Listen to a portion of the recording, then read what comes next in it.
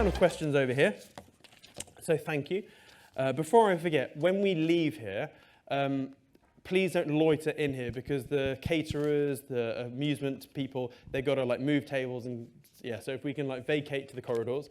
Also, there are two big black bins over there. Could you put your lanyards in there, please? That would be grand. Right, quick questions.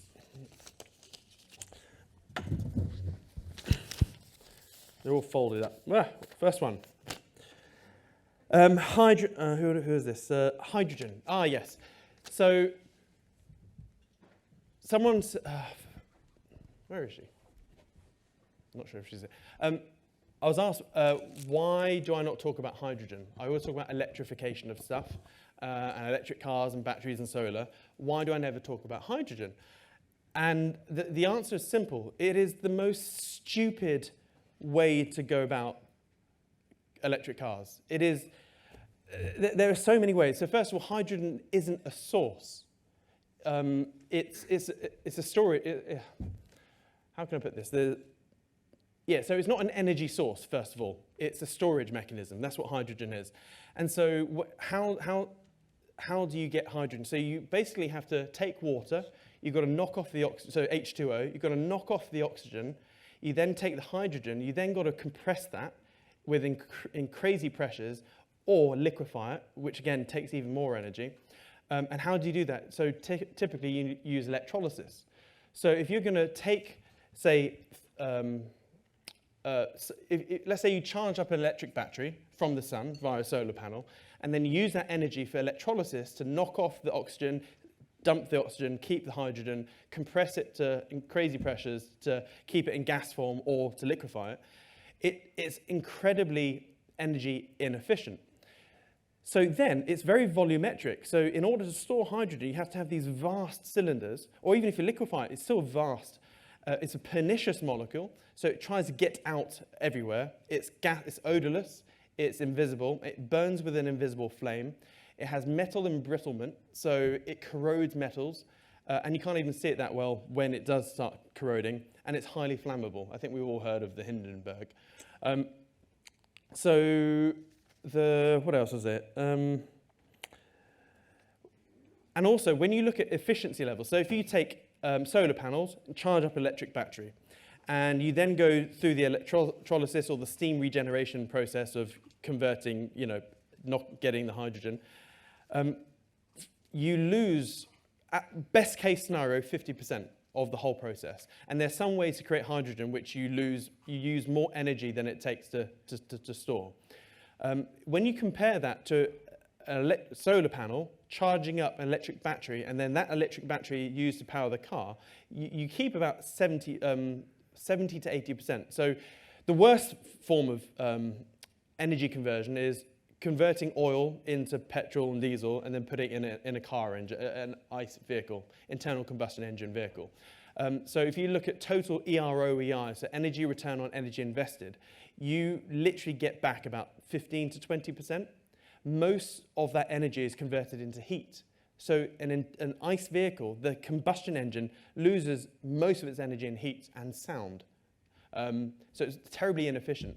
So obviously ICE vehicles wasn't even part of the question, but that's why that's not good. They're very inefficient. So electric motors, they last 5 times longer. They go 5 times further per kilowatt hour.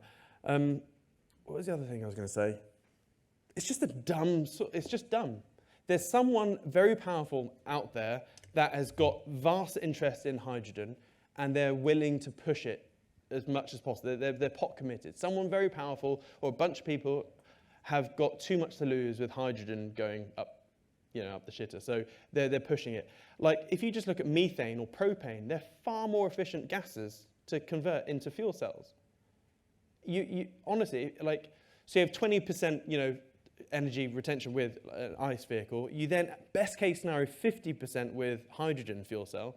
And then even the world, like a 2012 battery from Tesla is still better than the world's best hydrogen conversion and utilization. It's just dumb. Sorry. It's not just me that thinks that. Many other scientists also think that. Other question is, are you worried about the climate change making the planet worse for humans? That's an interesting question. So I tend to flip-flop. So because I'm always looking at the periphery of stuff like this, I see something coming along, I go, oh, interesting. And then I try and research as much as possible to, all the, you have to go to, the scientific papers and whatnot. But unfortunately, I've got a rule now, is that I will only listen to scientists that are not funded by the government. That's just a straight rule I have now. So if I see a paper, I'll read it, I'll understand that viewpoint, and I'll take it on board as a singular data point. But if that department is funded by the government or some sort of entity with an agenda, I will massively discount that, and I'll look for completely unbiased opinions, if that makes sense. So, unfortunately, climate change is getting really divisive. It's like, it used to be, are you Protestant or Catholic? Oh, get out, you Catholics or Protestants. Then now it's like, are you Hindu, Muslim, or Christian? And now it's, are you, Brexit or non-Brexit, COVID or non-COVID? Everything is so divisive these days. So I'm actually quite scared to sit here and go, most climate change stuff that you're hearing right now is total bollocks. Now, I know half the room has gone, oh, Siam, you've lost all credibility with me. But it's hard. The first thing is, look at climate change from a first principles point of view. Are we hurting the planet? Now, yes and no. So you could look at all the plastics in the oceans. That's not good, obviously. So there's lots which I agree with, which are really, really bad. Plastics in the oceans, it's hurting wildlife, etc. But are we hurting the Earth? No, is the grand thing. Whenever you look at a chart of Earth, you cannot look in hundreds of years. So most of the charts you'll see with climate change, they'll probably pick 50,000 years. That's typically and everything from 50,000 years has gone basically this, up. It's just, bottom left, top right. Pretty much everything you look at, population growth, carbon, everything is, you cannot look at Earth in a 50,000 year chunks. You have to look at it in epochs of at least 100 million years. At least. It's like looking at a human adult and going, right, we're going to analyze your life. Like Mig, so how old are you, Betty? 27. We're going to look at your life in epochs of 30 minutes. Oh, the last 30 minutes, your energy has been spiking. Oh, what's that? Oh, you've been drinking coffee. Shit, coffee's bad. It's giving you mad energy spikes or whatever. And it's like trying to make an opinion based off a 30-minute snapshot of Migs, just because you had some Haribone coffee. So when you look at CO2 levels over hundreds of millions, billions of years, we've had way higher CO2 levels. We've had way lower CO2 levels. We've had, in terms of temperature, we've had really, really hot Earth. We've had very, very cold Earth. The problem that we are getting all confused about right now is that humans live, so when you look at Earth from a temperature point of view, you have to look at it in the Kelvin scale.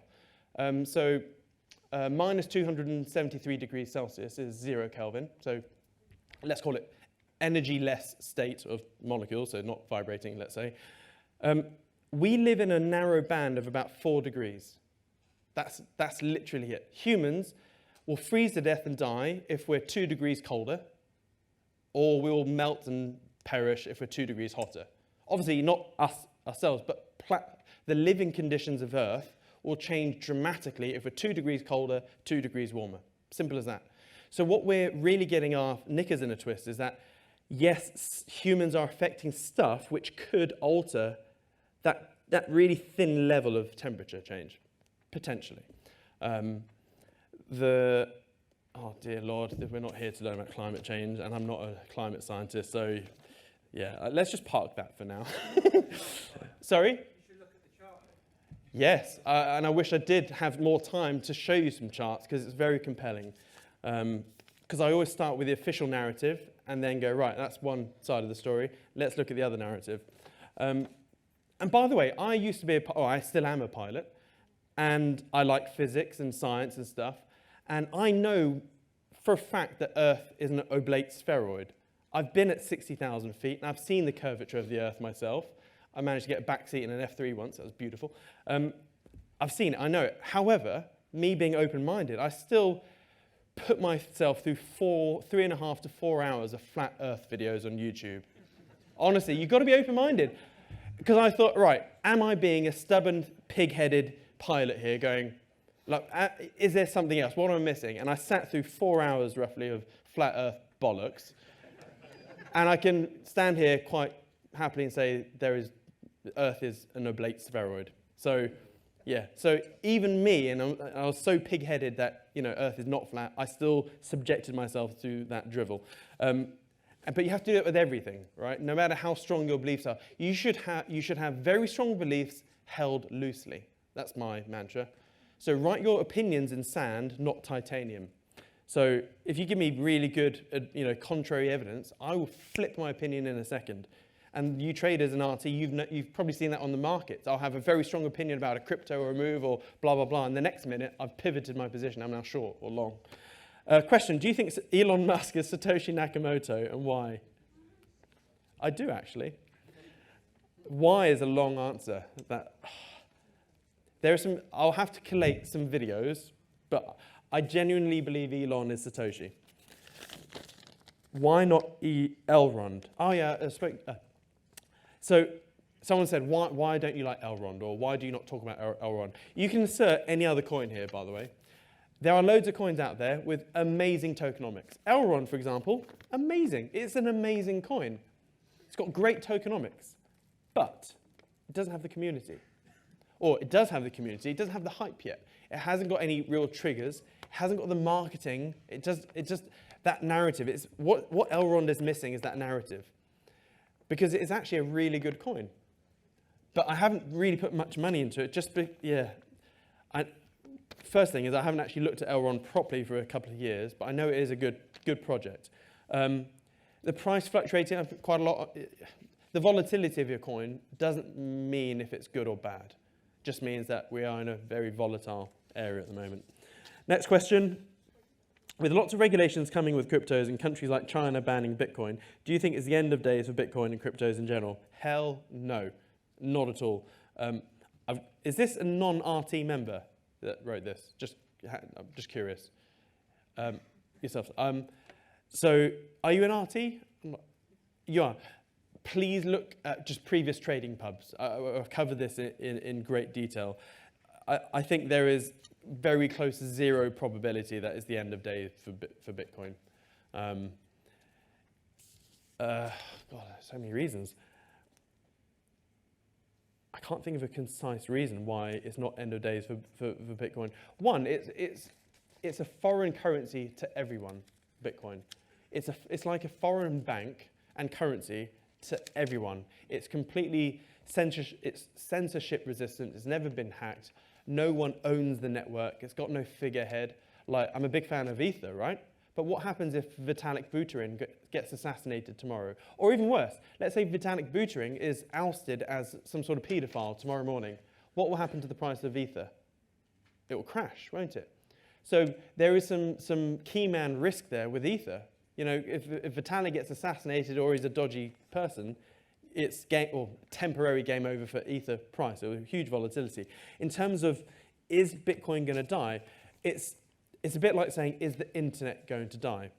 The internet is secured by hundreds of thousands of nodes, all working on their own volitions and incentives. They get paid, to be an internet server node of some sort. And Bitcoin is the same. I think and I ask this a lot, the only thing I think that will kill Bitcoin is a solar flare, which knocks out the whole power grid. And the only way Bitcoin can stop is if every single Bitcoin node and miner were to stop working at exactly the same time and stay shut. Would you agree, Josh, with that? Yeah. Yeah. It's the miners. You can even send Bitcoin over radio waves as well. So, yeah. It's pretty resilient. But if all the miners stop like that, like a solar flare, and we've got bigger problems to worry about if we get a solar flare. But the internet dies as well. If that happens, internet dies, and we're looking for food, if anything, food and drinking water. Sorry? I don't know. I don't think people will transact.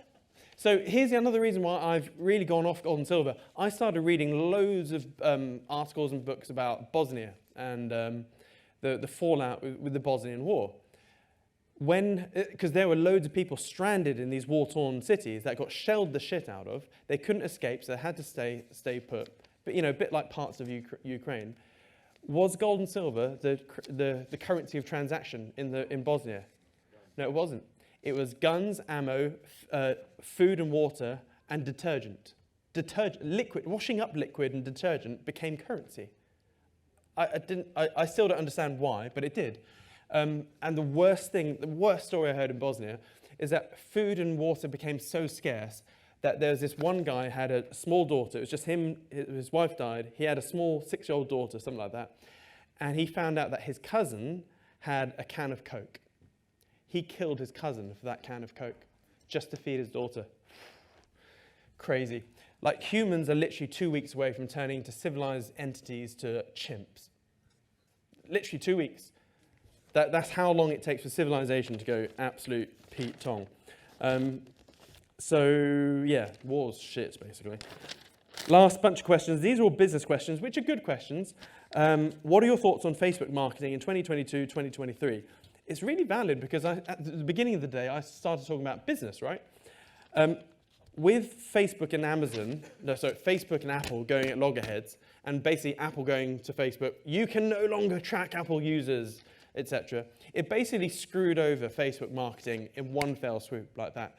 You just did not have the same amount of tracking for your campaigns, and therefore your CPL, your cost per lead, and CPA, cost per acquisition, instantly spiraled. I mentioned this earlier. So your CPA has just gone through the roof, and there's no real answer. You can do TikTok ads, Instagram, YouTube, and all that sort of stuff. But ultimately, every form of marketing these days, CPA has gone up. So I don't have a real marketing answer. The only way to protect yourself right now is pivoting your actual business model, which sucks. If you have a low price point, high volume business, you're screwed. Or you're going to get screwed if you haven't been screwed yet. So, for example, let's take the WAP. The WAP is, the Wealth Action Plan, not the silly song. My WAP was here good 3 years before Cardi B's WAP. That is a low price point. It's a £30 per month subscription plan. But for Facebook ads right now, if I were to do ads right now to get new WAPers, it would cost me £200 to £300. Probably, 3 to 350 quid. Just to get one new WAPer paying 30 quid a month. And that person could bugger off after the first month. So then it's all about your customer retention rates, your 1 year customer value, and then your LTV, lifetime value of a customer. So if I was to do Facebook ads right now for the WAP, I'd have to hope people would stay in for at least a year just to break even. So the pivot you need to do is try and veer away from retail, so business to retail, because the retail market is so price sensitive, especially with groceries and oil costs and living costs all shooting up right now. People have less percentage of their budget strings to spend on stuff, right? However, if you're B2B, business to business, there's less price sensitivity there. So B2B is probably the best way forward if you're about to look for a new business. And also, pivot to a high ticket price model, right? So the realistic trade, I don't do any marketing for RT, but the last time I did, so the RT membership is £4,800 a year. The last time I did some ads was probably 2 years ago. This was before the Facebook-Amazon fight. It was still costing me about £8,000 to £9,000 to get a new member. So double. So I'd literally have to hope the person stayed for a whole year, which was you're all contractually obliged for a year, and then stay for another year. So I just didn't bother. If you have a high ticket price model and low volume, you stand a chance. It's tough. How is MFP doing? Where is it headed? So MFP, so My Fairy Pen Pal is my wife's business, low price business model, high volume. She and we have had the same problems with that, but we're having to pivot. So the easiest thing to do, or another thing you could do, is go to the top of the funnel, top of the tap. So instead of spending huge amounts of effort and resource to find one new customer, who can we go to that has shitloads of our demographic and then make friends with and do some sort of JV? So for Ellie, she's looking for mothers, or typically mums or grandmas that have grandkids or kids between the age of 4 to 8 years old. That's her target demo. So I was thinking, who controls NetMums, that mums network? Or what Instagrammer that has millions of followers could Ellie, try and make a deal with, go 50-50? What influencer? So I think with stuff like MFP, it needs to be more influencer type stuff. 3, is Facebook marketing still worth it? CPA, CPL going up. It depends on the product. Mostly no. 4, are there any other ad platforms you have as an alternative? I don't. I literally do no marketing for RT or the WAP. But yeah, I think YouTube does help, but it takes a long time and you have to really game it, and I don't game the system. And it really depends where your target demo is. So my target, let's say the realistic trader, that target demo is 40 to 60-year-olds. Are 40 to 60-year-olds on TikTok? Nah. Are they on Insta? Some. Most of you guys and girls are on Facebook or LinkedIn to a degree, but it's really still Facebook for that. Whereas if you're looking for, the silver market, as in 60 years old upwards, then they're definitely not on Insta or TikTok. You've got to go somewhere else. Rotary Club, I don't know. I honestly don't know. How do you become nonchalant on losing trades? It is an emotional tolerance that you've got to kick in. I remember back in the day when I had zero money, really getting myself in a tiffy when I'd lose like £100 on a trade. And I'd be like, oh my God. Because £100 when you're broke is a lot of money. And so, the bigger your income gets, the easier it is to become nonchalant. But it's all percentages. You have this, I guess, mental thermostat. So the easiest way I spoke about this with Clare. You have this mental thermostat. Let's take thin people and fat people. I'm going to offend people here. So I mean, no offense. So everyone has a mental thermostat in their head about their own physique, let's say. So let's just say, my mental thermostat means my standards are that, yeah, this is me. I've been this sort of build forever. However, if tomorrow morning I wake up and I'm 40 stone and I'm literally rolling out of bed and I can't walk, it's going to really affect my mental thermostat. And that size would be completely unacceptable for my standard of living, for my standards of my personal expectations. Does that make sense? So what I would do? I would literally devote my whole life until I got back to something like this. And it's the same with money. So for example, if I lost everything right now, like all my businesses, all crypto, and I literally was worth minus money, let's say I was in shitloads of debt and I lost everything, my mental thermostat is still up here for my current income, my current investment level, my current net worth. I'm actually plateauing. I'm getting nonchalant and comfy where I am at the moment. So if I ended up broke, I promise you I'd end up back to where I am right now within a few years. Just like if Elon Musk suddenly lost everything and was penniless on the street, how long would it be until he was a millionaire? Months, probably, wouldn't it? One, because he's got the resource, he's got the knowledge and skills and whatnot. But yeah, for the nonchalance part with trading, you've got to eke your way up. I remember, so now I can lose, these days, a 0.25% max risk trade for me is 12.5 grand, roughly. And, you've seen me on Telegram, I've lost a string of 0.25 trades. Sometimes I've lost 10 trades in a row, and I'm going, holy shit, that's 2.5% down in a month or whatever. It's like, you just get used to it. You've got to work yourself up. Next question, what is the name of that book that Clare trained in? The Journey. Cool. Any last questions? Megs. Let me guess. I've got an idea what this is. Oh, no, it's a legitimate question. I have no faith. So, with buying Bitcoin now because all analysis are showing buy signals, would you buy Bitcoin opposed to ETH? Reason being, you've mentioned the seesaw of Bitcoin and ETH. And there's another question. After the ETH merge, would miners then move to becoming validators? Okay, so first question, I think because of all the reasons I mentioned about ETH with the merge, that ETH to Bitcoin ratio is going to go, I think it's going to accelerate to the point where we could hit that 0.1 level that I've talked about for years, probably by the end of this year. Yeah, so I personally wouldn't bother with Bitcoin. I'm not. Because the risk, there's, I reckon, let's say it's a clean merge and they haven't screwed up the merge, then I would say Bitcoin and ETH, roughly the same risk. But then what are the upsides? Is it likely Bitcoin's going to 15, 16x in the next couple of years? Well, it could, but I still think Ether's got way more potential than Bitcoin, so why bother with Bitcoin when they're roughly the same risk? Just my opinion. After the ETH merge, would miners then move to becoming validators? I'm going to put that over to Josh, because you've mined ETH. What would you do? There's a big debate at the moment about what's going to happen because they've delayed the technological merge so many times now that there's a consensus of some of the Ethereum developers that think there may be a hybridized system that might follow in, but Not now, there's not. They've finally got all singing on the same hymn sheet, yeah, 19th of September. right. So it's ultimately we don't know is the answer.